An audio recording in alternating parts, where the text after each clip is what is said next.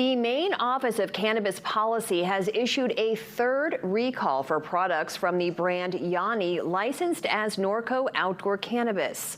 In late October, a recall was issued for vape cartridges in one strain due to unsafe pesticide levels. That recall was expanded just weeks later to include 3 other strains under the Yani brand. This prompted further testings of other products produced by Norco.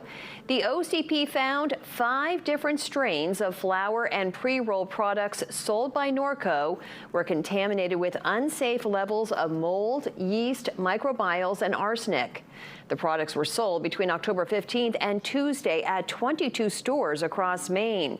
The affected products include flour and pre-rolls in the strains Frosted Enigma and Gold Dust, as well as pre-rolls in the strains Blackberry Pie, Sour Cookies, and Sweet Tarts. You can find a full list of impacted stores on our website.